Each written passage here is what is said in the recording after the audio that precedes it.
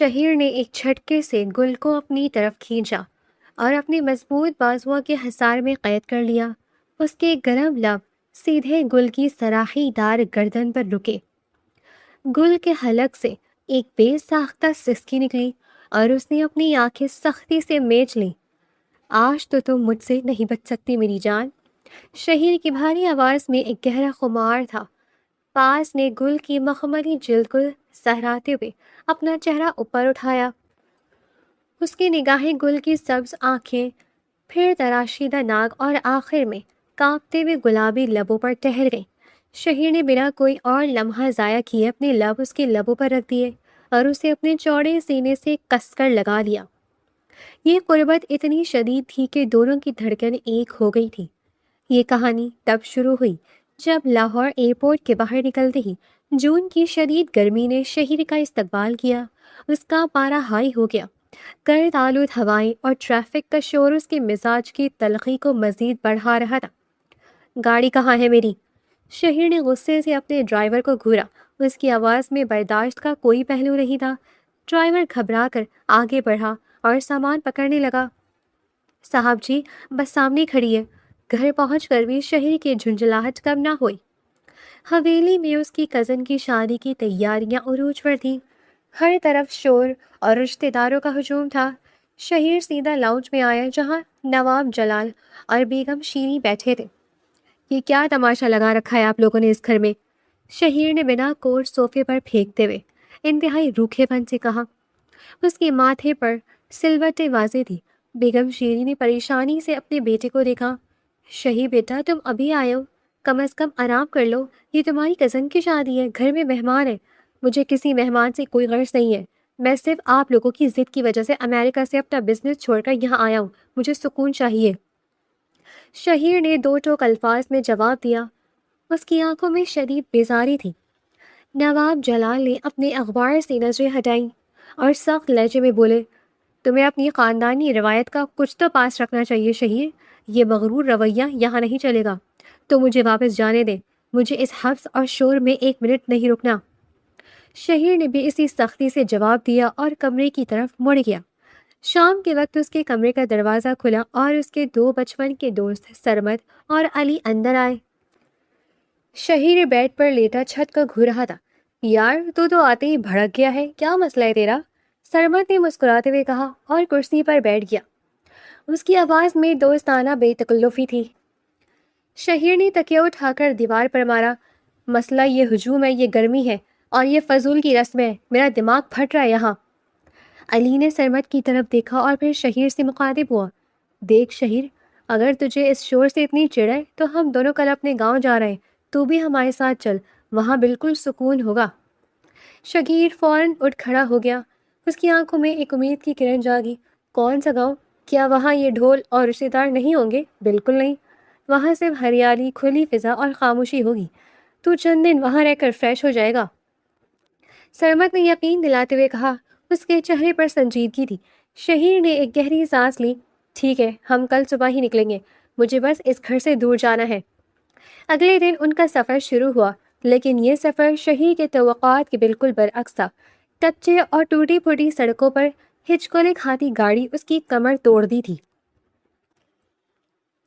گاڑی کی شیشوں سے اڑتی ہوئی دھول اندر آ رہی تھی۔ یہ کیسا بکواس راستہ ہے؟ تم لوگوں نے تو کہا تھا کہ بڑا پرسکون سفر ہوگا۔ شہیر نے غصے سے ڈیش بورڈ پر ہاتھ مارا۔ اس کا چہرہ پسینے سے تر تھا۔ علی نے گاڑی کو ایک بڑے گڑھے سے بچاتے ہوئے کہا، یار بس پہنچنے والے، گاؤں کے راستے ایسے ہی ہوتے ہیں، تھوڑا حوصلہ رکھ۔ گاؤں کی حویلی پہنچتے ہی شہیر کو ایک اور شدید جھٹکا لگا۔ دوپہر کی شدید گرمی تھی اور پنکھے بند تھے۔ یہاں بجلی کیوں نہیں ہے؟ اے سی کیوں بند ہے؟ شہیر نے اپنے ماتھے کا پسینہ صاف کرتے ہوئے چیخ کر پوچھا۔ اس کی برداشت جواب دے رہی تھی۔ سرمد کا ملازم پانی کا گلاس لے کر آیا اور ڈرتے ڈرتے بولا، صاحب جی، پچھلے 12 گھنٹے سے بجلی بند ہے اور جنریٹر بھی کل رات سے خراب پڑا ہے۔ شہیر نے پانی کا گلاس زمین پر دے مارا۔ گلاس کے ٹکڑے ہر طرف بکھر گئے۔ تم لوگ مجھے اس جہنم میں کیوں لائے ہو؟ میں کل صبح پہلی فرصت میں یہاں سے واپس لاہور جا رہا ہوں، چاہے مجھے پیدل ہی کیوں نہ جانا پڑے۔ شہیر غصے سے پھنکا رہا تھا۔ اس کی آنکھیں سرخ ہو رہی تھی۔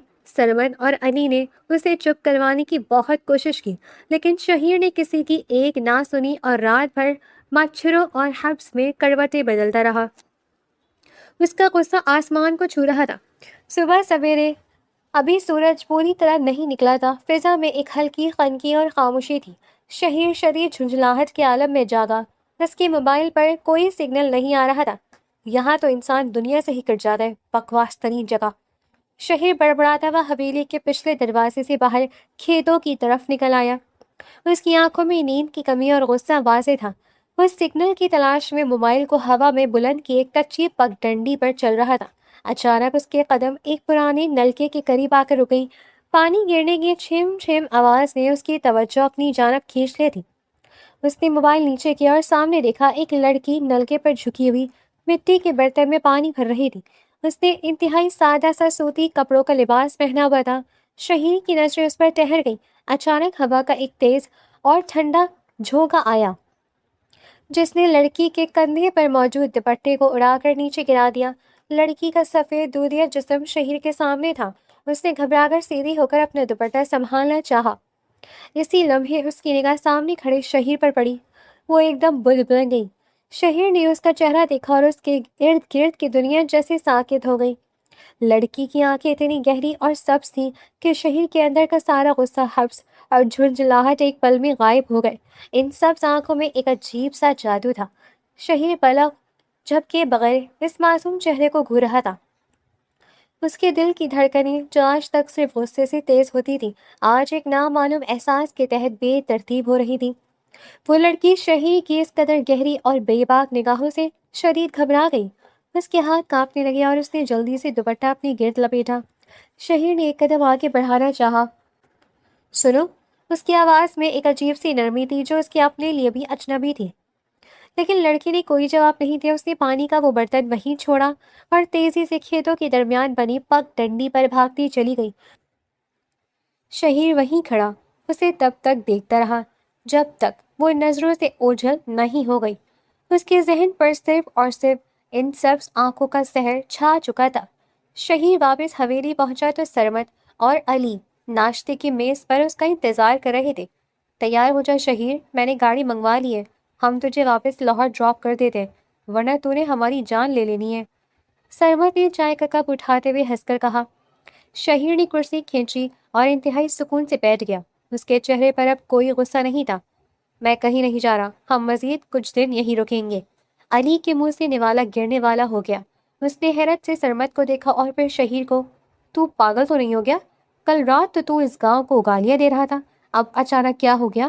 میں نے کہا نا میں نہیں جا رہا، مجھے یہ گاؤں کچھ برا نہیں لگا، یہاں کی صبح بہت پرسکون ہے۔ شہیر نے سپاٹ لہجے میں جواب دیا، لیکن اس کے ذہن میں وہ سبز آنکھیں چمک رہی تھیں۔ دن گزرتے گئے۔ شہیر ہر روز صبح سویرے اسی نلکے کے پاس جاتا، لیکن وہ لڑکی وہاں کبھی نظر نہ آئی۔ وہ پاگلوں کی طرح گاؤں کی تنگ اور کچی گلیوں میں گھومتا رہتا تھا۔ اس کی نظریں صرف اسی ایک چہرے کو تلاش کر رہی تھیں۔ سرمد اور علی اس کی اس حالت پر سخت حیران تھے کہ امریکہ پلٹ عرب پتی شہیر گاؤں کے دھول مٹی میں کیا ڈھونڈ رہا ہے۔ تو سارا دن ان گلیوں میں کیا کرتا ہے یار؟ کوئی کام ہے تو ہمیں بتا دے۔ علی نے ایک شام شہیر کو حویلی کے دروازے پر روکا۔ اس کی آنکھوں میں تجسس تھا۔ شہیر نے اسے نظر انداز کیا۔ کچھ نہیں، بس مجھے یہاں چلنا پھرنا اچھا لگ رہا ہے، تم لوگ اپنا کام کرو، مجھے میرے حال پر چھوڑ دو۔ شہیر کے لہجے میں وہی پرانی سختی تھی، لیکن اس کا دل بے قرار تھا۔ 5 دن گزر چکے تھے اور شہیر کی بے چینی عروج پر تھی۔ وہ ایک بار پھر گاؤں کی ایک تنگ گلی کے موڑ پر کھڑا تھا۔ اچانک اسے سامنے سے وہی لڑکی آتی دکھائی دی۔ وہ گاؤں کی چھوٹی سی دکان سے کچھ سامان لے کر لوٹ رہی تھی۔ شہیر کے قدم خود بخود اس کی طرف بڑھ گئے۔ شہیر عین اس کے سامنے آ کر کھڑا ہو گیا۔ گلی تنگ تھی، اس لیے لڑکی کو رکنا پڑا۔ اس کا دل تیزی سے دھڑکنے لگا۔ خوف اور حیا کے مارے اس کی نگاہیں زمین پر گڑھی ہوئی تھی۔ وہ شہیر کو پہچان چکی تھی۔ تمہارا نام کیا ہے؟ شہیر نے اس کی جھکی ہوئی پلکوں کو دیکھتے پوچھا۔ اس کی آواز میں ایک ایسا خمار اور شدت تھی جو اس نے زندگی میں کبھی محسوس نہیں کی تھی۔ لڑکی نے کوئی جواب نہیں دیا اور گھبرا کر سائڈ سے نکلنے کی کوشش کی۔ اس کے ہاتھ بری طرح کانپ رہے تھے۔ اسی جلدی اور گھبراہٹ میں اس کے ہاتھ سے شیشے کی چوڑیوں کا ایک پیکٹ نیچے گرا اور چھن سے ٹوٹ گیا۔ شہیر فوراً جھکا اور چوڑیوں کے ٹکڑے چننے لگا۔ لکڑی بھی تیزی سے نیچے جھکی تاکہ اپنا سامان سمیٹ سکے۔ ایک لمحے کے لیے شہیر کا مضبوط اور گرم ہاتھ لڑکی کی ٹھنڈی انگلیوں سے چھو گیا۔ یہ ایک ہلکا سا لمس تھا، لیکن لڑکی کے پورے وجود میں جیسے کرنٹ دوڑ گیا۔ اس نے فوراً اپنا ہاتھ نیچے کھینچا اور روحان سے ہو کر وہاں سے بھاگ نکلی۔ شہیر وہیں گھٹنوں کے بل بیٹھا رہ گیا۔ اس نے ٹوٹے ہوئے چوڑیوں کے ٹکڑوں کو اپنی ہتھیلی میں سختی سے دبا لیا۔ کانچ اس کی جلد میں چبھ رہا تھا، لیکن اسے کوئی پرواہ نہیں تھی۔ اس کے لبوں پر ایک مسکراہٹ ابھر آئی تھی۔ اسے اپنی منزل مل چکی تھی۔ حویلی واپس آ کر شہیر نے سرمد کو اپنے کمرے میں بلایا۔ سرمد، مجھے ایک لڑکی کے بارے میں معلومات چاہیے، شہیر نے سیدھا مدعے پر آتے ہوئے کہا۔ اس کی آنکھوں میں ایک جنون تھا۔ سرمد نے حیرت سے اسے دیکھا۔ کون سی لڑکی شہیر؟ تو یہاں گاؤں میں کس لڑکی کے پیچھے پڑ گیا ہے؟ وہ جو اکثر اس پرانے نلکے پر پانی بھرنے آتی ہے، سبز آنکھیں ہیں اس کی، اور آج وہ دکان سے سودا لے کر جا رہی تھی۔ شہیر نے ہر تفصیل بتاتے ہوئے کہا۔ سرمد کے ماتھے پر پسینہ آ گیا۔ اس نے پریشانی سے شہیر کو دیکھا۔ شہیر، وہ گل ہے، بابا دین کی بیٹی۔ وہ ایک بہت ہی غریب کسان ہے جو ہمارے کھیتوں میں کام کرتا ہے۔ تو خدا را اس سے دور رہ، یہ گاؤں ہے، یہاں شہر والے کھیل نہیں چلتے۔ شہیر نے سرمد کا کالر پکڑ لیا۔ اس کی آنکھوں میں غصہ اور وارننگ تھی۔ یہ کوئی کھیل نہیں ہے سرمد، میں اس لڑکی کو حاصل کر کے رہوں گا۔ تم بس مجھے یہ بتاؤ کہ وہ کہاں رہتی ہے۔ سرمد نے گھبرا کر اسے پیچھے کیا اور بات کو ٹالنے کی کوشش کی، لیکن شہیر کی ضد پختہ ہو چکی تھی۔ اسی دوران گاؤں کا خراب پانی پینے اور کئی دنوں تک شدید گرمی میں باہر گھومنے کی وجہ سے شہیر کی طبیعت اچانک بہت زیادہ خراب ہو گئی۔ اسے تیز بخار نے آن گھیرا اور وہ بستر سے لگ گیا۔ بخار اس قدر تیز تھا کہ شہیر نیم بے ہوشی کی حالت میں چلا گیا۔ سرمد اور علی شدید پریشان ہو گئے۔ میں انکل کو فون کر رہا ہوں شہیر، تجھے ہسپتال لے کر جانا پڑے گا، یہ ٹائیفائڈ لگ رہا ہے۔ سرمد نے موبائل نکالتے ہوئے پریشانی سے کہا۔ شہیر نے کانپتے ہوئے ہاتھوں سے سرمد کا ہاتھ پکڑا اور موبائل نیچے کر دیا۔ کسی کو فون کرنے کی ضرورت نہیں ہے، میں اس گاؤں سے ایک قدم بھی باہر نہیں رکھوں گا، میرا علاج یہی ہوگا۔ شہیر کی آواز کمزور تھی، لیکن اس کا فیصلہ اٹل تھا۔ سرمد نے مجبوراً گاؤں کے حکیم کو بلا لیا۔ بابا دین، جو سرمد کی زمینوں پر کام کرتا تھا اور ایک انتہائی نیک دل انسان تھا، اسے جب شہیر کی بیماری کا پتہ چلا تو وہ فوراً حویلی چلا آیا۔ صاحب جی، شہر کے بابو ہیں، ان کو یہ گرمی اور پانی راس نہیں آیا، میں دیسی جڑی بوٹیوں سے ان کا علاج کرتا ہوں، اللہ شفا دے گا۔ بابا دین نے ہمدردی سے کہتے ہوئے شہیر کا علاج شروع کر دیا۔ رات کا پہر تھا۔ سرمد اور علی شہیر کی تیمارداری کرتے کرتے تھک کر دوسرے کمرے میں سو چکے تھے۔ شہیر کا بخار کم ہونے کا نام نہیں لے رہا تھا۔ بابا دین نے اپنی بیٹی گل کو حویلی بھیجا تاکہ وہ شہیر کے سر پر ٹھنڈے پانی کی پٹیاں رکھ سکیں۔ گل ڈرتے ڈرتے کمرے میں داخل ہوئی۔ کمرے میں مدھم روشنی تھی۔ گل نے کانپتے ہاتھوں سے پانی کے پیالے میں کپڑا بھگویا اور شہیر کے سرہانے بیٹھ کر اس کی تپتی ہوئی پیشانی پر پٹی رکھنے لگی۔ ٹھنڈک کا احساس ہوتے ہی شہیر نے ہلکے سے آنکھیں کھولی۔ دھندلے نگاہوں میں اسے وہی معصوم چہرہ اور سبز آنکھیں نظر آئیں۔ اسے لگا جیسے وہ کوئی خواب دیکھ رہا ہے۔ گل کے چہرے پر فکر مندی تھی۔ شہیر نے اپنا گرم اور کمزور ہاتھ آہستہ سے اٹھایا اور گل کا وہ ہاتھ پکڑنے کی کوشش کی جو اس کی پیشانی پر تھا۔ گل نے جیسے ہی شہیر کا لمس محسوس کیا، وہ گھبرا کر فوراً پیچھے ہٹ گئی۔ اس نے تیزی سے اپنا ہاتھ چھڑایا اور پیالہ وہیں چھوڑ کر کمرے سے بھاگ گئی۔ شہیر نے اپنا ہاتھ واپس بستر پر گرا دیا، لیکن اس کے چہرے پر ایک پرسکون مسکراہٹ تھی۔ اس چند لمحوں کی خاموش قربت نے اس کے ارادوں کو لوہے کی طرح مضبوط کر دیا تھا۔ اب چاہے کچھ بھی ہو جائے، وہ گل کو اپنا بنا کر ہی دم لے گا۔ شہیر کا بخار اتر چکا تھا اور اس کے ساتھ ہی اس کے اندر کا جنون ایک نئی شدت اختیار کر چکا تھا۔ وہ بستر سے اٹھا اور کسی کی پرواہ کیے بغیر سیدھا کمرے سے باہر نکل آیا۔ حویلی کے صحن میں سرمد اور علی بیٹھے چائے پی رہے تھے۔ شہیر کی آنکھوں میں ایک عجیب سی تیزی اور فیصلہ کن انداز تھا۔ سرمد نے اسے یوں اچانک باہر آتے دیکھا تو گھبرا کر اپنی کرسی سے کھڑا ہو گیا۔ اس کی آواز میں گہری تشویش تھی۔ شہیر، تم پاگل ہو گئے ہو، تمہارا بخار ابھی ابھی اترا ہے اور تم یوں باہر گھوم رہے ہو، اندر جا کر آرام کرو۔ میں بالکل ٹھیک ہوں سرمد، اور مجھے اب کسی آرام کی ضرورت نہیں ہے۔ شہیر کا لہجہ انتہائی سپاٹ اور سرد تھا۔ اس نے سرمد کی طرف دیکھے بغیر دروازے کی طرف قدم بڑھائے۔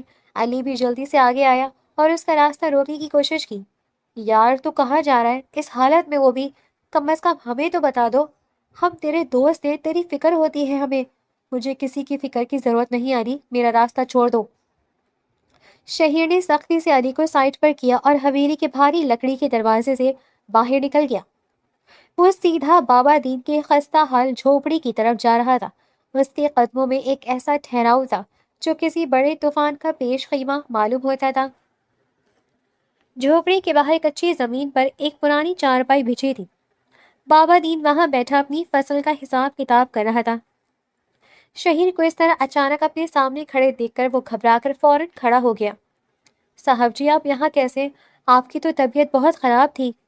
بابا دین کی آواز میں شدید پریشانی اور حیرانی تھی۔ اس نے جلدی سے اپنے کندھے پر رکھی میلی چادر سے چارپائی صاف کر کے شہیر کو بیٹھنے کا اشارہ کیا۔ میں بالکل ٹھیک ہوں بابا دین، اور یہاں ایک بہت ضروری بات کرنے آیا ہوں۔ شہیر نے چارپائی پر بیٹھنے سے انکار کرتے ہوئے دو ٹوک لہجے میں کہا۔ اس کی آنکھوں کی چمک نے بابا دین کو مزید الجھا دیا۔ حکم کریں صاحب جی، مجھ غریب سے کیا خطا ہو گئی؟ بابا دین نے ہاتھ جوڑتے ہوئے عقیدت سے پوچھا۔ اس کے ماتھے پر پسینے کے قطرے نمودار ہو چکے تھے، کیونکہ شہر کے بڑے نواب کا بیٹا اس کے غریب خانے پر خود چل کر آیا تھا۔ میں گل کا ہاتھ مانگنے آیا ہوں، میں گل سے شادی کرنا چاہتا ہوں۔ شہیر نے بغیر کسی تمہید کے اپنے دل کی بات سیدھے اور صاف الفاظ میں کہہ ڈالی۔ اس کی آواز میں کسی قسم کی کوئی ہچکچاہٹ، شرمندگی یا خوف نہیں تھا۔ بابا دین پر جیسے آسمان سے بجلی گر پڑی ہو۔ وہ ایک دم پیچھے ہٹا اور اس کی آنکھیں خوف سے پھیل گئی۔ اسے اپنے کانوں پر یقین نہیں آ رہا تھا۔ صاحب جی یہ آپ کیا کہہ رہے ہیں؟ ہمارا اور آپ کا کیا جوڑ؟ ہم غریب لوگ ہیں اور آپ شہر کے بڑے نواب۔ یہ مذاق مجھ غریب کے ساتھ نہ کریں۔ بابا دین کی ٹانگیں کانپ رہی تھی۔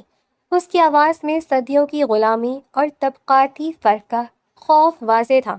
میں کوئی مذاق نہیں کر رہا بابا دین، میرا فیصلہ پتھر پر لکیر ہے اور میری زندگی میں کوئی دوسرا آپشن نہیں ہے۔ میں جو فیصلہ کر لیتا ہوں اس سے پیچھے نہیں ہٹتا۔ شہیر کا لہجہ انتہائی سخت اور سنجیدہ تھا۔ اس نے بابا دین کی آنکھوں میں آنکھیں ڈال کر بات کی۔ غریب کی بیٹی آپ کے محلوں میں سانس نہیں لے پائے گی صاحب جی۔ وہاں کے لوگ میری بچی کو جیتے جی مار دیں گے، ان کے تانے میری معصوم بچی کی جان لے لیں گے۔ بابا دین نے روحان سی آواز میں گڑ گڑاتے ہوئے شہیر کو حقیقت دکھانے کی کوشش کی۔ اس کے ہاتھ ابھی تک جڑے ہوئے تھے۔ وہ میرے محلے میں نہیں جائے گی، میں اس گاؤں میں اس کے لیے محل بناؤں گا، میں اسے تنہا نہیں چھوڑوں گا، یہ میرا آپ سے وعدہ ہے۔ شہیر کی آواز میں ایک ایسی سچائی اور جنون تھا جس نے بابا دین کے اندر کے تمام خوف کو پگھلا کر رکھ دیا۔ وہ بے بسی سے سر جھکا کر کھڑا رہ گیا۔ بابا دین نے ایک لمبی سانس لی اور اپنے آنسو صاف کیے۔ صاحب جی آپ کا خاندان کبھی اس رشتے کو نہیں مانے گا، وہ لوگ ہمیں کچا چبا جائیں گے۔ آپ کے ماں باپ بڑے لوگ ہیں، ان کی انا بہت بڑی ہے، ان کی انا کا مسئلہ میں خود حل کر دوں گا بابا دین۔ آپ کو صرف گل کو میری ذمہ داری میں دینا ہے، باقی اس دنیا میں کوئی شخص میری اور گل کی زندگی میں دخل نہیں دے سکتا۔ شہیر نے ایک حتمی فیصلہ سناتے ہوئے بابا دین کے کندھے پر ہاتھ رکھا اور مڑ کر واپس حویلی کی طرف چل دیا۔ یہ خبر حویلی تک پہنچنے میں زیادہ دیر نہیں لگی۔ سرمد کو جب شہیر کے اس پاگل پن کا علم ہوا تو اس کے ہوش اڑ گئے۔ اس نے کمرے کا دروازہ بند کیا اور پریشانی کے عالم میں لاہور نواب جلال کو فون ملا دیا۔ ہیلو انکل، میں سرمد بات کر رہا ہوں، یہاں حالات بہت خراب ہو گئے ہیں، آپ کو اور آنٹی کو فوراً گاؤں آنا پڑے گا۔ سرمد کی آواز فون پر بری طرح کانپ رہی تھی۔ کیا بکواس کر رہے ہو سرمد؟ شہیر ٹھیک تو ہے؟ اسے کیا ہوا ہے؟ نواب جلال کی روب دار آواز فون کی دوسری طرف سے گونجی۔ انکل، شہیر نے یہاں ایک کسان کی بیٹی سے شادی کا اعلان کر دیا ہے، وہ کسی کی نہیں سن رہا اور مکمل طور پر بغاوت پر اتر آیا ہے، آپ جلدی آ جائیں۔ سرمد نے ایک ہی سانس میں ساری بات کہہ ڈالی۔ اگلے ہی دن ایک بڑی اور چمکدار سیاہ گاڑی حویلی کے دروازے پر آ کر رکی، جس میں سے نواب جلال اور بیگم شیریں انتہائی غصے کی حالت میں باہر نکلے۔ ان کے چہروں پر شدید خفگی اور تکبر تھا۔ حویلی کے بڑے لاؤنج میں خاموشی چھائی ہوئی تھی۔ شہیر صوفے پر انتہائی پرسکون انداز میں بیٹھا تھا۔ جبکہ اس کے والدین غصے سے اس کے سامنے ٹہل رہے تھے۔ تمہارا دماغ خراب ہو گیا شہیر، تم ایک جاہل اور گواہ لڑکی کے لیے اپنے خاندان کی عزت مٹی میں ملا رہے ہو۔ بیگم شیرین نے چیختے ہوئے شہیر کی طرف دیکھا، ان کا چہرہ غصے سے سرخ ہو رہا تھا۔ میں کسی عزت کو مٹی میں نہیں ملا رہا موم، میں صرف اپنی پسند کی شادی کر رہا ہوں اور مجھے اس میں کچھ غلط نہیں لگتا۔ شہیر نے اسی پرسکون لیکن ضدی لہجے میں جواب دیا۔ اس کی آنکھوں میں بغاوت کی چمک صاف ظاہر تھی۔ تمہیں اندازہ بھی ہے کہ تم کس خاندان سے تعلق رکھتے ہو؟ پورے لاہور میں ہماری کیا عزت ہے؟ لوگ کیا کہیں گے کہ نوابوں کے اکلوتے وارث نے ایک کھیتوں میں کام کرنے والی کمین لڑکی سے شادی کر لی۔ نواب جلال نے اپنی چھڑی زمین پر زور سے مارتے ہوئے غصے کا اظہار کیا۔ ان کی آنکھوں میں شعلے بھڑک رہے تھے۔ مجھے لوگوں کی باتوں سے کوئی غرض نہیں ہے ڈیڈ، میری زندگی کے فیصلے صرف میرے ہیں اور میں وہ کر چکا ہوں۔ شہیر نے اپنی جگہ سے ہلے بغیر جواب دیا۔ سرمد، جاؤ بلا کر لاؤ اس لالچی کسان کو اور اس کی بیٹی کو۔ میں دیکھتی ہوں کہ انہوں نے میرے بیٹے پر کون سا جادو کیا ہے۔ میں ان لوگوں کی کھال کھچوا دوں گی جنہوں نے میرے بیٹے کو پھنسایا ہے۔ بیگم شیری نے سرمد کو حکم دیا۔ ان کی آواز میں شدید تحقیر اور نفرت تھی۔ شہیر ایک جھٹکے سے اپنی جگہ سے کھڑا ہو گیا۔ اس کا چہرہ غصے سے تن چکا تھا۔ آپ انہیں یہاں نہیں بلائیں گی موم، اور نہ ہی آپ ان کی کوئی بے عزتی کریں گی۔ گل میری ہونے والی بیوی ہے اور میں اس کے خلاف ایک لفظ بھی برداشت نہیں کروں گا۔ شہیر کی آواز پورے لاؤنج میں اتنی بلندی سے گونجی کہ دیواریں لرز گئیں۔ یہ پہلا موقع تھا جب اس نے اپنے والدین کے سامنے اتنی سختی سے بغاوت کی تھی۔ نواب جلال جو اب تک خاموش تھے آگے بڑھے اور شہیر کے بالکل سامنے آ کر کھڑے ہو گئے۔ ان کا سینہ غصے سے پھول رہا تھا۔ اگر تم نے اس لڑکی سے شادی کی تو میں تمہیں اپنی تمام جائیداد، بزنس اور خاندان سے مکمل طور پر بے دخل کر دوں گا۔ تمہارے سارے بینک اکاؤنٹس بلاک کر دیے جائیں گے اور تم سڑک پر آ جاؤ گے۔ نواب جلال کی آواز میں ایک حتمی وارننگ تھی۔ وہ اپنے بیٹے کو اس کی اوقات اور دولت کی اہمیت یاد دلا رہے تھے۔ شہیر کے لبوں پر ایک طنزیہ اور بے پرواہ مسکراہٹ ابھر آئی۔ اس نے اپنی جیب میں ہاتھ ڈالا اور اپنی مرسیڈیز گاڑی کی چابیاں نکال کر سامنے شیشے کی میز پر پھینک دی۔ چابیوں کی آواز خاموش لاؤنج میں گونجی۔ مجھے آپ کی دولت اور جائیداد کی کوئی ضرورت نہیں ہے ڈیڈ، شہیر نے سرد لہجے میں کہتے ہوئے اپنی کلائی سے ہیرو جڑی قیمتی گھڑی اتاری اور اسے بھی چابیوں کے پاس رکھ دیا۔ اس کے بعد اس نے اپنا والیٹ نکالا اور وہ بھی میز پر پٹک دیا۔ یہ سب آپ اپنے پاس رکھیں، میں نے اپنا فیصلہ سنا دیا ہے۔ گل میری ہے اور میری ہی رہے گی، چاہے اس کے لیے مجھے آپ لوگوں کو ہی کیوں نہ چھوڑنا پڑے۔ آپ شوق سے مجھے آگ کر سکتے ہیں۔ شہیر نے اپنے باپ کی آنکھوں میں جھانکتے ہوئے انتہائی دو ٹوک الفاظ میں اعلان کیا۔ اس کی اس بے خوفی پر نواب جلال اور بیگم شیریں دنگ رہ گئے۔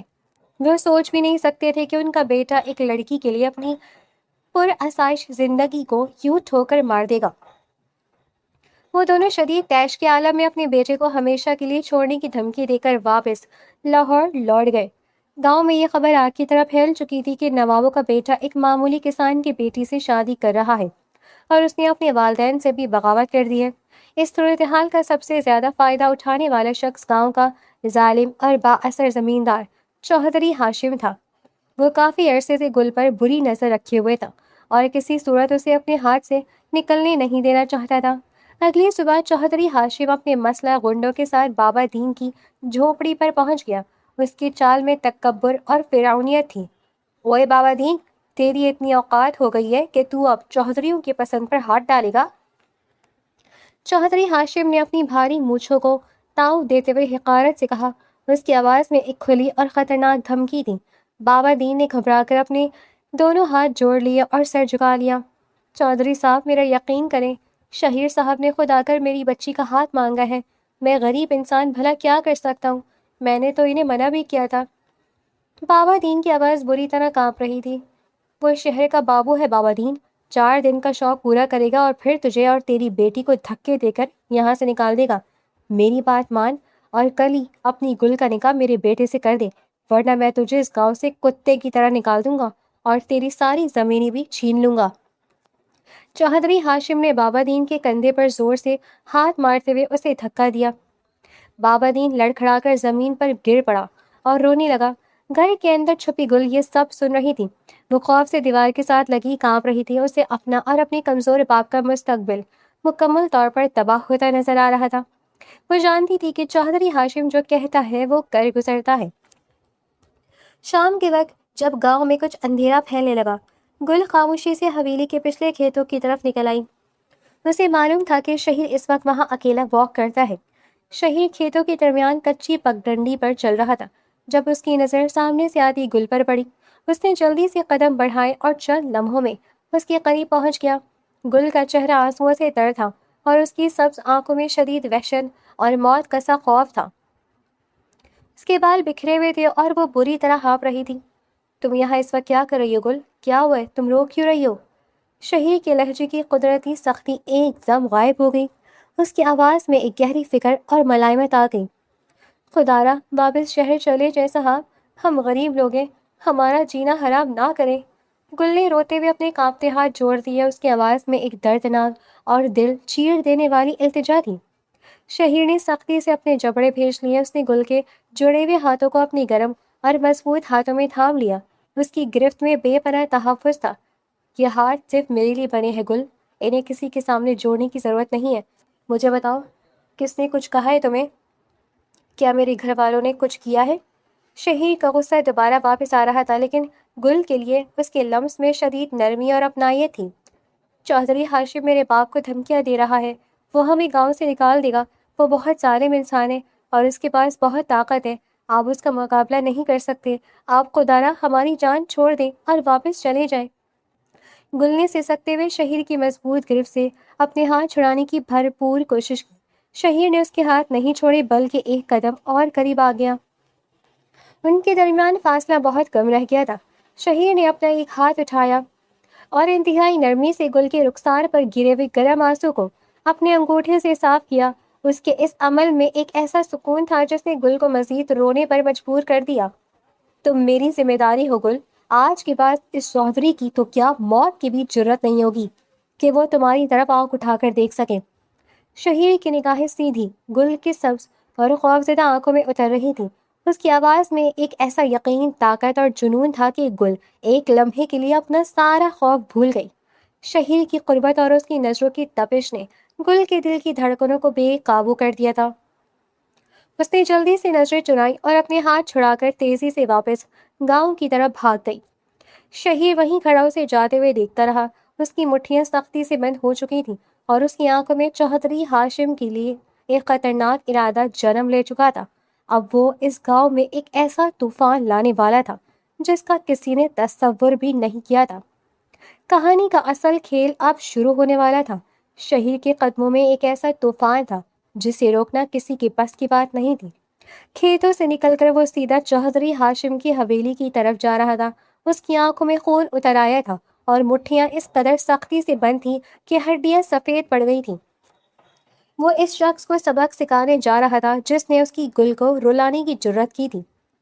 حویلی کی بڑے اور بھاری لوہے کے دروازے پر پہنچ کر شہیر نے رکے بغیر ایک زوردار لات ماری۔ دروازہ ایک بھیانک آواز کے ساتھ کھلا اور اندر موجود تمام لوگ چونک کر کھڑے ہو گئے۔ چودھری ہاشم اپنے گنڈوں کے ساتھ صحن میں بیٹھا حقہ پی رہا تھا۔ شہیر کو اس طرح غصے میں اندر آتے دیکھ کر اس کے ماتھے پر سلوٹیں پڑ گئیں۔ چودھری ہاشم باہر نکلو! شہیر کی بھاری اور غضبناک آواز پوری حویلی میں گونجی۔ اس کی آواز میں ایک ایسی للکار تھی جس نے وہاں موجود ہر شخص پر ہیبت طاری کر دی۔ چودھری ہاشم نے اپنا حقہ سائٹ پر رکھا اور ایک طنزیہ مسکراہٹ کے ساتھ کھڑا ہو گیا۔ اوئے شہر کے بابو، تیرا دماغ تو خراب نہیں ہو گیا جو چودھریوں کی حویلی میں آیا ہے؟ تجھے اپنی جان پیاری نہیں ہے کیا؟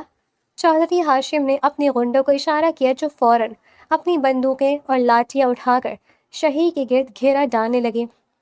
میری جان تو دور کی بات ہے، تو آج اپنی جان کی فکر کر چودھری، شہیر نے انتہائی سرد اور خطرناک لہجے میں کہا۔ اس نے اپنی آستینیں اوپر چڑھائیں اور بنا کوئی لمحہ ضائع کیے سیدھا چودھری ہاشم کی طرف جھپٹا۔ اس سے پہلے کہ چودھری کا کوئی غنڈہ حرکت میں آتا، شہیر کا ایک انتہائی زوردار مکہ سیدھا چودھری ہاشم کے جبڑے پر پڑا۔ چودھری ایک جھٹکے سے زمین پر گرا اور اس کے منہ سے خون نکل آیا۔ غنڈوں نے چیختے ہوئے شہیر پر حملہ کر دیا۔ شہیر جو کہ فزیکلی انتہائی فٹ اور غصے کا تیز تھا، اس نے کسی کو سنبھلنے کا موقع نہیں دیا۔ اس نے ایک گنڈے کے ہاتھ سے لاٹھی چھینی اور انہیں بری طرح مارنا شروع کر دیا۔ صحن میں دھول اڑنے لگی اور چاروں طرف چیخ و پکار مچ گئی۔ شہیر کے سر پر پیچھے سے ایک گنڈے نے زوردار وار کیا۔ شہیر کا سر پھٹ گیا اور خون تیزی سے بہہ کر اس کی آنکھوں تک آ گیا، لیکن اس کے غصے اور جنون میں کوئی کمی نہیں آئی۔ اس نے پلٹ کر اس گنڈے کو گریبان سے پکڑا اور دیوار کے ساتھ اتنی زور سے پٹخا کہ وہ وہیں بے ہوش ہو گیا۔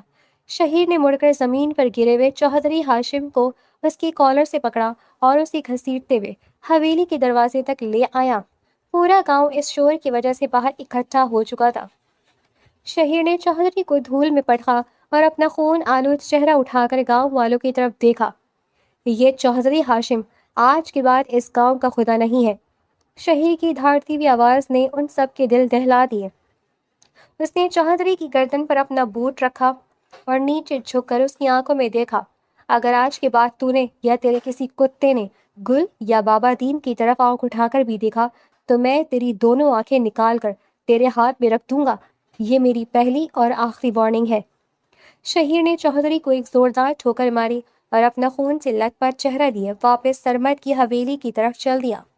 گاؤں والے اس کی بہادری اور اس جنون کو دیکھ کر دنگ رہ گئے۔ جو شخص کل تک ان کے لیے ایک اجنبی تھا، آج وہ ان کے سب سے بڑے ظالم کے سامنے دیوار بن کر کھڑا تھا۔ حویلی پہنچتے ہی سرمد اور علی شہیر کی حالت دیکھ کر بری طرح گھبرا گئے۔ شہیر، یہ کیا کیا تو نے؟ تیرا سر پھٹ گیا ہے اور اتنا خون بہ رہا ہے۔ جلدی سے گاڑی نکالو علی، ہم اسے ہسپتال لے کر جا رہے ہیں۔ سرمد نے شہیر کو سہارا دیتے ہوئے صوفے پر بٹھایا اور چیخ کر علی کا حکم دیا، میں کہیں نہیں جا رہا سرمد، مجھے فرسٹ ایڈ باکس لا کر دو، یہ زخم کچھ نہیں ہے۔ شہیر نے سختی سے سرمد کا ہاتھ جھٹکتے ہوئے کہا۔ اس کی سانسیں تیز تھیں اور آنکھوں کا غصہ ابھی تک کم نہیں ہوا تھا۔ تبھی حویلی کے دروازے سے بابا دین اور گل اندر داخل ہوئے۔ گاؤں والوں سے خبر سن کر وہ دونوں بھاگتے ہوئے آئی تھیں۔ شہیر کو خون میں لت پت دیکھ کر بابا دین کے منہ سے ایک آہ نکلی، لیکن اس سے پہلے کہ بابا دین کچھ کہتا، گل نے اپنے باپ کا ہاتھ چھوڑا اور تیزی سے آگے بڑھی۔ یہ پہلی بار تھا کہ گل بغیر کسی ڈر یا جھجک کے خود چل کر شہیر کے اتنے قریب آئی تھی۔ اس کی سبز آنکھوں میں اب کوئی خوف نہیں تھا، بلکہ شہیر کے لیے شدید فکر مندی اور ایک خاموش محبت کی چمک تھی۔ اس نے سرمد کے ہاتھ سے فرسٹ ایڈ باکس لیا اور شہیر کے بالکل سامنے آ کر کھڑی ہو گئی۔ شہیر نے اپنا سر اٹھایا اور گل کی آنکھوں میں دیکھا۔ اس کے سارے زخموں کی تکلیف جیسے ایک پل میں غائب ہو گئی۔ گل کے ہاتھ بری طرح کانپ رہے تھے۔ اس نے روئی کو دوا میں بھگویا اور انتہائی نرمی سے شہیر کے ماتھے پر لگا ہوا خون صاف کرنے لگی۔ تمہیں یہاں نہیں آنا چاہیے تھا گل، وہ چوہدری خطرناک انسان ہے۔ شہیر کی آواز میں غصے کی جگہ اب ایک گہری ملائمت تھی۔ وہ درد کی پرواہ کیے بغیر صرف گل کے معصوم چہرے کو دیکھ رہا تھا۔ آپ کو بھی وہاں اکیلے نہیں جانا چاہیے تھا صاحب، اگر آپ کو کچھ ہو جاتا تو میرا کیا ہوتا؟ گل کی آواز بھرائی ہوئی تھی اور اس کی پلکوں پر آنسو چمک رہے تھے۔ اس نے دوا لگاتے ہوئے شبیر کی آنکھوں میں دیکھا۔ یہ ان کے درمیان پہلا مضبوط اور براہ راست رابطہ تھا۔ شہیر نے اپنا ہاتھ اٹھا کر ہلکے سے گل کا وہ ہاتھ پکڑ لیا جس میں روئی تھی۔ گل نے اس بار اپنا ہاتھ پیچھے نہیں کھینچا۔ میں نے کہا تھا نا گل، میں تمہیں تنہا نہیں چھوڑوں گا، میں تمہارے لیے اس دنیا سے بھی لڑ جاؤں گا۔ شہیر کے لہجے میں ایک عجیب سا سکون اور شدت تھی۔ گل نے خاموشی سے اپنے آنسو پلکوں میں جذب کیے اور نظریں جھکا دی۔ اس کے دل کی دھڑکنیں شہیر کی اس قدر قربت اور سچی محبت پر بے قابو ہو رہی تھیں۔ بابا دین، سرمد اور علی یہ سارا منظر خاموشی سے دیکھ رہے تھے۔ انہیں اندازہ ہو چکا تھا کہ اب ان دونوں کے درمیان کوئی طاقت دیوار نہیں بن سکتی۔ اگلے دن شہیر کے ماتھے پر پٹی بندھی ہوئی تھی۔ وہ سرمد کے ساتھ گاؤں کے بالکل وسط میں موجود ایک بڑی اور خالی زمین پر کھڑا تھا۔ سورج کی تپش تیز تھی، لیکن شہیر کی آنکھوں میں ایک نیا عزم تھا۔ سرمد، مجھے یہ زمین چاہیے، میں اسے آج ہی خریدنا چاہتا ہوں۔ شہیر نے زمین کے چاروں طرف نظریں دوڑاتے ہوئے ایک حتمی فیصلہ سنایا۔ سرمد نے حیرت سے شہیر کی طرف دیکھا۔ تو اس بنجر اور خالی زمین کا کیا کرے گا شہیر؟ یہاں تو کوئی فصل بھی نہیں اگتی اور یہ بالکل گاؤں کے بیچ میں ہے۔ میں یہاں فصل نہیں اگاؤں گا، میں یہاں اپنا گھر بناؤں گا، گل کا گھر۔ شہیر نے پورے یقین سے کہا، میں نے بابا دین سے وعدہ کیا تھا کہ میں گل کو اسی گاؤں میں شہر جیسی زندگی دوں گا۔ میں یہاں ایک ایسا عالیشان بنگلہ بناؤں گا جو اس گاؤں نے کبھی نہیں دیکھا ہوگا۔ سرمد جانتا تھا کہ شہیر کو روکنا اب ناممکن ہے۔ اس نے اسی دن زمین کے کاغذات تیار کروائے۔ شہیر نے امریکہ میں کی گئی اپنی تمام پرسنل سیونگز اور بینک بیلنس جو اس کے اپنے نام پر تھا اس گھر کی تعمیر کے لیے نکال لیا۔ اسے اپنے باپ کی دولت کا 1 روپیہ بھی نہیں چاہیے تھا۔ تعمیر کا کام دن رات شروع ہو گیا۔ شہیر شہر سے بڑے انجینئرز اور مزدور لے کر آیا، لیکن وہ صرف ان پر بھروسہ نہیں کر رہا تھا۔ وہ خود بھی چلچلاتی دھوپ اور مٹی میں ان مزدوروں کے ساتھ مل کر کام کرتا تھا۔ وہ اینٹیں اٹھاتا، سیمنٹ ملاتا اور ہر چیز کی نگرانی خود کرتا۔ اس کے ماتھے سے پسینہ بہتا رہتا، اس کے قیمتی کپڑے مٹی میں اٹ چکے تھے، لیکن اس کے چہرے پر تھکاوٹ کی کوئی لکیر نہیں تھی۔ گاؤں والے اس شہر کے نواب زادے کی یہ محنت اور لگن دیکھ کر دنگ رہ گئے۔ وہ شخص جس نے کبھی اپنے گھر میں پانی کا گلاس خود اٹھا کر نہیں پیا تھا، آج وہ ایک لڑکی کی محبت میں مزدوروں کی طرح کام کر رہا تھا۔ بابا دین جب بھی شہیر کو اس طرح کام کرتے دیکھتا تو اس کی آنکھوں میں آنسو آ جاتے۔ اسے اب پورا یقین ہو چکا تھا کہ اس کی بیٹی اس دنیا کے سب سے محفوظ ہاتھوں میں جا رہی ہے۔ گل اکثر اپنے گھر کی چھت سے شہیر کو دھوپ میں کام کرتے دیکھتی رہتی تھی۔ اس کا دل چاہتا تھا کہ وہ جا کر شہیر کے ماتھے کا پسینہ صاف کرے، لیکن حیا اس کے قدموں سے جکڑ لیتی۔ شہیر بھی اکثر کام کے دوران سر اٹھا کر گل کی چھت کی طرف دیکھتا اور اسے مسکرا کر وہاں سے ہٹنے کا اشارہ کرتا تاکہ اسے دھوپ نہ لگے۔ یہ ان کی دور کی خاموش اور انتہائی خوبصورت محبت تھی جو ہر گزرتے دن کے ساتھ گہری ہو رہی تھی۔ 6 ماہ کے قلیل عرصے میں اس بنجر زمین پر ایک انتہائی شاندار اور جدید بنگلہ کھڑا ہو گیا۔ اس گھر میں وہ تمام سہولیات موجود تھیں جو شہر کے کسی بھی پوش علاقے کے گھر میں ہو سکتی تھیں۔ جنریٹر، اے سی، خوبصورت لان اور جدید انٹیریئر۔ شہیر نے اپنا وعدہ پورا کر دیا تھا۔ اس نے ثابت کر دیا تھا کہ وہ صرف باتیں نہیں کرتا بلکہ اپنی محبت کے لیے ہر حد پار کر سکتا ہے۔ یہ خبر اور اس عالیشان گھر کی تصاویر کسی طرح اڑتی ہوئی لاہور نواب جلال اور بیگم شیریں تک پہنچ گئی۔ نواب جلال اپنے شاندار ڈرائنگ روم میں بیٹھے ان تصاویر کو حیرت سے دیکھ رہے تھے۔ انہیں یقین نہیں آ رہا تھا کہ ان کے بیٹے نے ان کی ایک ڈھیلے کی مدد کے بغیر اتنا بڑا اور شاندار گھر کھڑا کر لیا ہے۔ بیگم شیریں کی آنکھوں میں آنسو تھے، ان کی انا اور ضد ٹوٹ رہی تھی۔ جلال صاحب، ہمارا بیٹا واقعی ہمارے ہاتھ سے نکل چکا ہے۔ ہم نے سوچا تھا کہ وہ دھوپ اور مٹی سے گھبرا کر کچھ دن میں واپس آ جائے گا، لیکن اس نے تو وہاں اپنا محل کھڑا کر لیا ہے۔ وہ اب کبھی واپس نہیں آئے گا۔ بیگم شیریں نے روتے ہوئے اپنے شوہر کی طرف دیکھا۔ نواب جلال نے ایک لمبی اور بھاری سانس لی۔ ان کا سارا غرور خاک میں مل چکا تھا۔ وہ میرا خون ہے شیریں، وہ میری طرح ضدی ہے اور اس نے ثابت کر دیا ہے کہ وہ اپنے پیروں پر کھڑا ہو سکتا ہے۔ ہم اس جنگ میں ہار گئے ہیں۔ نواب جلال نے تصاویر میز پر رکھ دی اور صوفے کی پشت سے ٹیک لگا لی۔ ہمیں اب کیا کرنا چاہیے جلال صاحب؟ میں اپنے اکلوتے بیٹے کو اس طرح ہمیشہ کے لیے نہیں کھو سکتی۔ بیگم شیریں نے پریشانی سے پوچھا۔ ہمیں کل ہی گاؤں جانا ہوگا۔ ہمیں اپنی غلطی تسلیم کرنی ہوگی اور شہیر کی ضد کے آگے ہتھیار ڈالنے ہوں گے، اس سے پہلے کہ وہ ہمیشہ کے لیے ہم سے نفرت کرنے لگے۔ نواب جلال نے ایک حتمی فیصلہ کرتے ہوئے کہا۔ اگلے دن لاہور سے 2 بڑی گاڑیاں گاؤں کی طرف روانہ ہوئیں۔ جب یہ گاڑیاں شہیر کے نئے بنگلے کے سامنے آ کر رکیں تو شہیر بالکنی میں کھڑا تھا۔ اس نے اپنے والدین کو گاڑی سے اترتے دیکھا، لیکن اس کے چہرے پر کوئی حیرانی نہیں تھی۔ وہ جانتا تھا کہ سچی محبت اور محنت کے آگے بڑی سے بڑی انا بھی گھٹنے ٹیک دیتی ہے۔ نواب جلال اور بیگم شیریں سیدھے بابا دین کی جھوپڑی میں گئے۔ انہوں نے اپنے ماضی کے تلخ رویے پر بابا دین سے معافی مانگی۔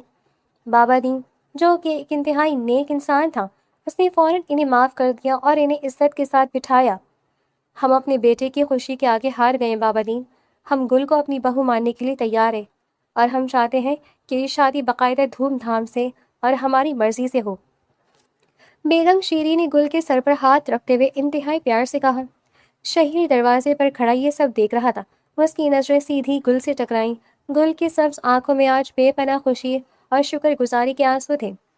شہیر نے اسے دیکھ کر ایک ہلکی سی پرسکون مسکراہٹ دی اور پلکیں جھپکا کر اسے تسلی دی۔ ان کے راستے کی آخری اور سب سے بڑی رکاوٹ بھی ختم ہو چکی تھی۔ اب سفر ان کے ملنے کی دیر تھی اور وہ وقت اب بہت قریب آ چکا تھا۔ مہندی کی رات تھی۔ پورا گاؤں برقی قمقموں اور گیندے کے پیلے پھولوں سے سجا ہوا تھا۔ ڈھولک کی تیز تھاپ اور عورتوں کی روایتی گیتوں کی آوازیں پورے ماحول میں ایک سحر طاری کر رہی تھیں۔ گاؤں کے بیچوں بیچ بنے اس نئے عالیشان بنگلے کا وسیع صحن مہمانوں سے بھرا ہوا تھا۔ گل پیلی رنگ کے ایک انتہائی خوبصورت جوڑے میں ملبوس تھی۔ اس کے ہاتھوں اور پیروں پر گہرے رنگ کی مہندی لگائی گئی تھی جس کی خوشبو ہر طرف پھیلی تھی۔ وہ سر جھکائے پھولوں کے درمیان بیٹھی تھی، لیکن اس کا دل سینے میں زور زور سے دھڑک رہا تھا۔ شہیر مردوں کے حصے میں سرمد اور علی کے ساتھ بیٹھا تھا، لیکن اس کی بے چینی عروج پر تھی۔ وہ ہر 2 منٹ بعد کوئی نہ کوئی بہانہ بنا کر اپنی کرسی سے اٹھتا اور عورتوں کے حصے کی طرف جانے والے راستے پر کھڑا ہو کر اندر جھانکنے کی کوشش کرتا۔ یار شہیر، ٹک کر بیٹھ جا ایک جگہ۔ سرمد نے مسکراتے ہوئے شہیر کا بازو کھینچا۔ اس کی آواز میں دوستوں والی چھیڑ چھاڑ اور ہنسی شامل تھی۔ عورتوں کی طرف بار بار مت جا، گاؤں کی عورتیں باتیں بنائیں گی کہ شہر کا بابو کتنا بے صبر ہے۔ مجھے کسی کی پرواہ نہیں ہے سرمد، میں اپنی ہونے والی بیوی کو دیکھنے جا رہا ہوں، کسی غیر کو نہیں۔ شہیر نے انتہائی سنجیدہ اور دو ٹوک لہجے میں جواب دیا۔ اس کی نگاہیں مسلسل اس طرف جمی ہوئی تھی جہاں گل پھولوں کے درمیان بیٹھی تھی۔ شہیر نے ایک بار پھر پانی پینے کا بہانہ کیا اور کوریڈور کے بالکل اس موڑ پر آ کھڑا ہو گیا جہاں سے گل کا معصوم چہرہ صاف نظر آ رہا تھا۔ اچانک جیسے گل کو اس کی گرم نظروں کی تپش محسوس ہوئی ہو، اس نے دھیرے سے اپنی گھنی پلکیں اٹھائیں۔ دونوں کی نظریں ایک دوسرے سے ٹکرائیں۔ شہیر کی آنکھوں میں ایک گہرا خمار اور بے پناہ ستائش تھی۔ گل جلدی سے گھبرا کر نظریں چرانے کی کوشش کرنے لگی۔ اس کے ہاتھ حیا سے کانپنے لگے، لیکن شہیر مسلسل اسے دیکھتا رہا۔ اس نے اپنی جگہ سے ہلے بغیر اپنے دائیں ہاتھ کے اشارے سے گل کو بتایا کہ وہ بہت خوبصورت لگ رہی ہے۔ شہیر کے اس بے باک انداز پر گل کے گال شرم سے ٹماٹر کی طرح سرخ ہو گئے۔ اس کے دل کی دھڑکنیں اتنی تیز ہو گئی کہ اسے محسوس ہونے لگا جیسے آس پاس بیٹھی گاؤں کی عورتیں بھی اس کے دھڑکتے دل کی آواز سن رہی ہیں۔ وہ فوراً اپنا بھاری دوپٹہ مزید چہرے کے قریب کر کے چھپنے کی کوشش کرنے لگی، جبکہ شہیر کے لبوں پر ایک فاتحانہ اور پرسکون مسکراہٹ ابھر آئی۔ یہ ایک انتہائی خوبصورت اور دھڑکتے دلوں والا منظر تھا جس میں الفاظ کے بغیر محبت کے سارے اقرار ہو رہے تھے۔ اگلے دن وہ مبارک گھڑی آ گئی جس کا شہیر نے ایک جنون کی طرح انتظار کیا تھا۔ نکاح کی تقریب گاؤں کی بڑی اور تاریخی مسجد کے صحن میں منعقد کی گئی تھی۔ نواب جلال اور بابا دین ایک ساتھ اگلی صف میں بیٹھے تھے۔ بیگم شیریں نے بھی اپنی تمام انا اور خاندانی ضد کو ختم کر کے اس رشتے کو سچے دل سے قبول کر لیا تھا۔ مسجد کے مولوی صاحب نے خطبہ نکاح مکمل کرنے کے بعد شہیر کی طرف دیکھا۔ ان کی آواز میں ایک خاص متانت تھی۔ شہیر جلال، کیا آپ کو گل بنت دین محبت اپنے نکاح میں قبول ہے؟ شہیر نے ایک لمحے کے لیے اپنی آنکھیں بند کی، اپنے دل میں موجود اس سچی محبت کو محسوس کیا جس نے اسے مکمل طور پر بدل کر رکھ دیا تھا، اور پھر ایک زوردار گرجدار اور پرسکون آواز میں بولا، قبول ہے۔ اس کی یہ بھاری آواز پورے مجمع میں گونجی۔ اس ایک لفظ میں اس کی وہ تمام جدوجہد، بغاوت اور محنت شامل تھی جو اس نے گل کو پانے کے لیے کی تھی۔ گھر کے اندر عورتوں کے ہجوم میں بیٹھی گل کے سامنے جب مولوی صاحب نے یہی سوال دہرایا تو گل کی آنکھوں سے آنسو بہہ نکلے۔ یہ آنسو اس کی اس عظیم فتح کے تھے جو اس نے شہیر کی دیوانہ وار محبت کے سائے میں حاصل کی تھی۔ قبول ہے۔ گل کے کانپتے ہوئے گلابی لبوں سے یہ لفظ انتہائی نزاکت سے ادا ہوا۔ اس ایک لفظ کے ساتھ ہی ان کی تمام رکاوٹیں، لڑائیاں، تکلیفیں اور طبقاتی فرق کے تمام تانے ہمیشہ کے لیے دم توڑ گئے۔ وہ اب شرعی اور قانونی طور پر ایک دوسرے کے محرم تھے۔ بابا دین نے روتے ہوئے نواب جلال کو گلے لگایا اور اس طرح ایک نئی اور خوبصورت کہانی کا باقاعدہ آغاز ہوا۔ رات کا پہر تھا۔ کمرے میں موتیا اور سرخ گلاب کی ملی جلی خوشبو پھیلی ہوئی تھی۔ مدھم روشنی میں بیڈ کے کنارے بیٹھی گل کا وجود لرز رہا تھا۔ اس کا بھاری سرخ عروسی جوڑا اور سونے کے قیمتی زیورات اس کے نزاکت بھرے وجود پر بوجھ معلوم ہو رہے تھے۔ دروازہ کھلنے کی آواز پر اس کے دل کی دھڑکن ایک دم بے قابو ہو گئی۔ شہیر نے دروازہ لاک کیا اور آہستہ قدموں سے چلتا ہوا اس کے قریب آیا۔ اس کی نظریں صرف اور صرف گل پر مرکوز تھیں۔ یہ وہ لڑکی تھی جس کے لیے اس نے اپنی پوری دنیا، اپنا خاندان، اپنی دولت اور اپنی انا سب کچھ داؤ پر لگا دیا تھا۔ شہیر نے گھٹنوں کے بل بیٹھ کر نرمی سے گل کے کانپتے ہوئے ہاتھوں کو اپنے مضبوط اور گرم ہاتھوں میں تھام لیا۔ گل کی انگلیاں برف کی طرح ٹھنڈی ہو رہی تھیں۔ شہیر نے اس کا سرخ گھونگھٹ انتہائی آہستگی اور عقیدت سے اٹھایا۔ گل کی وہ جادوئی آنکھیں جو ہمیشہ خوف اور حیا سے جھکی رہتی تھیں، آج ہلکی سی نمی اور بے پناہ محبت کے ساتھ شہیر کو دیکھ رہی تھیں۔ شہیر انتہائی نرمی سے گل کے چہرے کو اپنے دونوں ہاتھوں کے پیالے میں لے کر اس کا چہرہ تھوڑا اور اوپر اٹھاتا ہے۔ آج کے بعد یہ آنکھیں کبھی نہیں جھکیں گی گل، اور نہ ہی ان میں کبھی خوف ہوگا۔ شہیر کی آواز میں ایک گہری کشش، شدت اور جنون کی حد تک پیار تھا۔ اس نے گل کی آنکھوں میں جھانکتے ہوئے اپنا وعدہ دہرایا۔ شہیر کے ہاتھ گل کے بالوں کی طرف بڑھے۔ اس نے انتہائی مہارت سے گل کے بالوں سے لگی ہوئی پنیں نکالنا شروع کی۔ ایک ایک کر کے پنیں زمین پر گرتی گئیں، اور اگلے ہی لمحے گل کے لمبے سیاہ اور گھنے بال اس کے کندھوں اور کمر پر بکھر گئے۔ شہیر نے ان مخملی بالوں کو اپنے ہاتھوں میں الجھایا اور اس کے چہرے کو مزید اپنے قریب کر لیا۔ شہیر نے انتہائی محبت سے اپنے گرم لب گل کے ماتھے پر رکھے۔ یہ ایک ایسا طویل لمس تھا جس میں ہوس نہیں، بلکہ ایک کٹھن جنگ جیتنے کا اور اپنی منزل پانے کا بے پناہ سکون تھا۔ پھر اس کے لب گل کی بند ہوتی آنکھوں پر اور اس کے بعد اس کے گرم اور سرخ رخساروں پر آ کر ٹھہرے۔ شہیر نے اس طرح ٹوٹ کر پیار کرنے پر گل شرم سے سمٹتے ہوئے شہیر کے چوڑے سینے میں چھپ گئی۔ شہیر نے اپنے بازوؤں کا حصار اس کے گرد مزید تنگ کر دیا۔ وہ اسے اپنے مضبوط بازوؤں میں اس طرح سمیٹ چکا تھا کہ گل کو لگا جیسے وہ دنیا کے سب سے محفوظ مقام پر آ گئی ہے۔ ان کی سانسوں کی گرمی اور دھڑکنوں کی تیز آواز اس رات کی خاموشی کو توڑ رہی تھی۔ تمہیں اندازہ نہیں ہے کہ گل، میں نے کتنی راتیں اسی ایک لمحے کے تصور میں گزاری ہیں۔ میں ہر پل تمہارے لیے تڑپا ہوں۔ شہیر نے سرگوشی کرتے ہوئے گل کی گردن پر اپنے لب رکھے۔ گل کی ایک بے ساختہ سسکی ابھری اور اس نے شہیر کی شرٹ کو سختی سے مٹھیوں میں جکڑ لیا۔ شہیر نے اس کے چہرے کو اپنے ہاتھوں میں لیا اور اس کے کانپتے لبوں پر اپنے لب رکھ دیے۔ یہ قربت انتہائی گہری، جذباتی اور شدت سے بھری تھی۔ شہیر گل کے جسم کے ہر حصے کو، اس کی ہر ادا کو اپنی بھرپور محبت سے سراہ رہا تھا۔ وہ رات ان کی بے پناہ اور سچی محبت کے مکمل ملاپ کی رات تھی۔ اگلی صبح جب کھڑکی سے سورج کی روشنی شعاعیں کمرے میں داخل ہوئی تو شہیر کی آنکھ کھلی۔ اس نے اپنا ہاتھ سائج پر بڑھایا لیکن وہاں کوئی نہیں تھا۔ گل بستر پر موجود نہیں تھی۔ شہیر نے اٹھ کر پورے کمرے میں نظر دوڑائی۔ اس نے اپنے بال ہاتھ سے پیچھے کیا اور بیڈ سے اتر کر سیدھا کچن کی طرف چل دیا۔ کچن کے دروازے پر پہنچتے ہی وہ رک گیا۔ گل ناشتہ بنا رہی تھی۔ شیشے کی چوڑیوں کی چھن چھن کی مسحور کن آواز پوری کچن میں گونج رہی تھی۔ گل نے ایک ہلکے گلابی رنگ کا سوٹ پہنا ہوا تھا جس میں وہ غضب کی خوبصورت لگ رہی تھی۔ اس کے گیلے بال کمر تک آ رہے تھے اور ان میں سے پانی کے قطرے گر رہے تھے۔ شہیر نے اسے اس قدر حسین روپ میں دیکھ کر اپنا ہوش کھو بیٹھا۔ وہ خاموشی سے بغیر کوئی آواز پیدا کیے پیچھے جا کر کھڑا ہو گیا۔ گل چولہے پر فرائنگ پین رکھ کر جیسے ہی پلٹنے لگی، شہیر نے اچانک پیچھے سے گل کو اپنی مضبوط باہوں میں جکڑ لیا۔ گل کی ہلکی سی چیخ نکلی اور وہ گھبرا کر پلٹ گئی۔ شہیر اس کے بالکل سامنے کھڑا اسے اپنے سحر میں جکڑ چکا تھا۔ شہیر، مجھے چھوڑے، کوئی آ جائے گا۔ گل نے شرماتے اور گھبراتے ہوئے اپنے دونوں ہاتھ شہیر کے سینے پر رکھ کر اسے دھکا دینے کی کوشش کی۔ اس کا چہرہ شرم سے گلابی ہو رہا تھا، لیکن شہیر نے اسے پیچھے ہٹنے کا کوئی موقع نہیں دیا اور اس کی کمر کے گرد اپنی گرفت مزید مضبوط اور سخت کر لی۔ یہ میرا گھر ہے، میری بیوی ہے، کس کی جرأت ہے جو یہاں آئے؟ شہیر کی آواز میں ایک دھیما سا اور دل موہ لینے والا تکبر تھا۔ شہیر اپنا چہرہ گل کی گردن کے پاس لے گیا اور اس کی خوشبو کو گہرائی تک محسوس کیا۔ اس کی سانسوں کی گرمی کو گل پاگل کر رہی تھی۔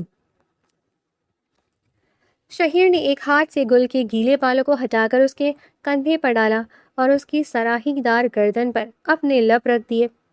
اس اچانک اور شدید قربت پر گل کے ہاتھوں سے چمچہ چھوٹ کر زمین پر گر پڑا۔ اس کے قدموں کی جان نکلنے لگی اور اس نے گرنے سے بچنے کے لیے بے ساختہ شہیر کے کندھوں کو سختی سے پکڑ لیا۔ شہیر کی محبت کی شدت گل کو اپنے اندر مکمل طور پر تحلیل کر رہی تھی۔ یہ لمحہ ان کی مکمل بے تکلفی قربت اور ایک خوبصورت ازدواجی محبت کی ابتدا تھی۔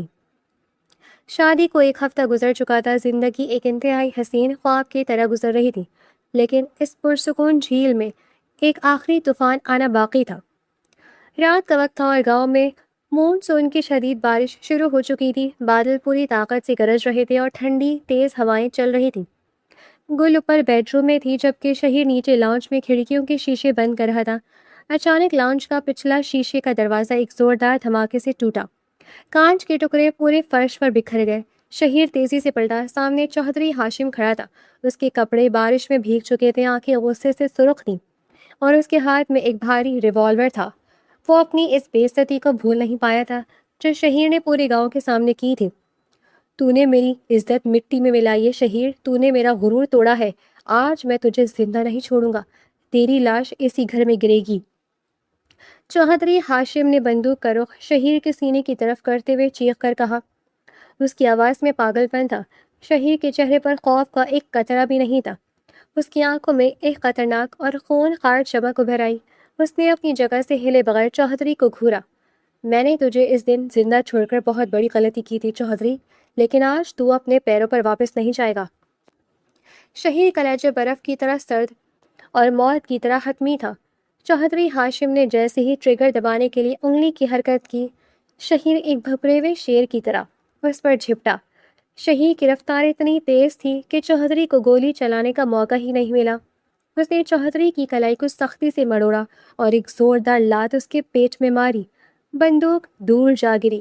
شہیر نے چوہدری کو گریبان سے پکڑا اور اس کا سر زور سے دیوار کے ساتھ دے مارا۔ چوہدری کے منہ سے خون کا فوارہ نکلا۔ شہیر نے اسے زمین پر گرایا اور اس پر تابڑ توڑ وار کرنے لگا۔ اس کے مکوں میں فولاد جیسی طاقت تھی۔ چوہدری کا چہرہ خون سے لت پت ہو گیا اور وہ درد سے کرہانے لگا۔ شہیر نے اسے کالر سے گھسیٹتے ہوئے اسی ٹوٹے ہوئے دروازے سے باہر بارش اور کیچڑ میں پھینک دیا۔ یہ تیری آخری سانسیں ہیں ہاشم، اگر تیرا سایہ بھی اس گھر کے قریب پڑا تو میں تجھے زندہ جلا دوں گا۔ شہیر نے اسے ایک آخری ٹھوکر ماری اور دروازہ بند کر دیا۔ اس نے انتہائی سکون سے اپنے ہاتھ دھوئے، اپنے کپڑوں سے کانچ جھاڑا اور سیڑھیاں چڑھ کر اوپر چلا گیا۔ اس کی بیوی تک اس خطرے کی کوئی بھنک نہیں پہنچنی چاہیے تھی اور وہ اس میں کامیاب رہا تھا۔ شہیر اپنے نئے بنگلے کے اوپری بالکنی میں آ کر کھڑا ہو گیا۔ اب وہ بارش کے اس دل فریب منظر کو دیکھ رہا تھا۔ ٹھنڈی ہوا اس کے چہرے سے ٹکرا رہی تھی۔ اسے بارش کبھی پسند نہیں تھی، لیکن آج یہ بارش اسے گل کی محبت کی طرح سکون دے رہی تھی۔ اس نے اپنے آخری دشمن کو بھی اپنے راستے سے ہمیشہ کے لیے ہٹا دیا تھا۔ اچانک اسے اپنے کندھے پر ایک نرم سی چیز محسوس ہوئی۔ اس نے مڑ کر دیکھا۔ گل ایک بڑی سی گرم شال لے کر اس کے پاس آئی تھی تاکہ وہ سردی سے بھیگ نہ جائے۔ گل کے چہرے پر ایک میٹھی سی مسکراہٹ تھی۔ وہ نیچے ہونے والے طوفان سے بالکل بے خبر تھی۔ شہیر نے مسکرا کر گل کو دیکھا اور شال کو دونوں کی گرد لپیٹ کر گل کو بالکل اپنے سینے کے ساتھ لگا لیا۔ ان کے درمیان اب کسی چیز کا کوئی فاصلہ نہیں تھا۔ بارش کی پھواریں تیز ہوا کے ساتھ بیلکنی کے اندر آ رہی تھیں اور ان کے چہرے کو بھگو رہی تھیں۔ گل نے سردی سے ہلکا سا کانپ کر شہیر کے سینے میں سر چھپانے کی کوشش کی۔ شہیر نے اسے مزید اپنے قریب کر لیا، اتنا قریب کہ ان کے درمیان ہوا کا گزر بھی ممکن نہیں رہا۔ تمہیں پتہ ہے گل، جس دن میں نے تمہیں پہلی بار اس نلگے پر دیکھا تھا، اسی دن میں نے اپنی پوری زندگی تمہارے نام کر دی تھی۔ شہیر کی آواز میں آج ایک عجیب سا نشہ اور خمار تھا۔ اس نے اپنے دل کی گہرائیوں میں چھپا وہ راز گل کے سامنے رکھ دیا۔ شہیر نے گل کی ٹھوری کو اپنی انگلیوں سے پکڑا اور اس کا چہرہ اوپر کیا۔ گل کی سبز آنکھوں میں بارش کے قطروں اور بالکنی کی مدھم روشنی کا عکس چمک رہا تھا۔ وہ آنکھیں جو شہیر کی دنیا بن چکی تھی۔ شہیر گل کے ہونٹوں کے انتہائی قریب آتا چلا گیا۔ ان کی گرم سانسیں آپس میں ٹکرانے لگی جس نے بارش کی اس سرد رات میں ایک عجیب سی آگ لگا دی تھی۔ گل کی آنکھیں شہیر کے اس مسحور کن لمس اور شدت کو محسوس کرتے ہوئے خود بخود بند ہو گئی۔ شہیر نے اپنے لب گل کے لبوں پر رکھ دیے۔ یہ ایک طویل، انتہائی گہرا اور شدت سے بھرا ہوا لمس تھا جس میں ان کی محبت کی تمام تر تڑپ، جدائی کے دنوں کا درد اور ملن کا جنون شامل تھا۔ بارش کی تیز چھم چھم کی آواز، آسمان پر گرجتے بادل اور ایک ہی گرم شال میں لپٹے ہوئے دو دھڑکتے دل، اس کائنات کا سب سے خوبصورت منظر پیش کر رہے تھے۔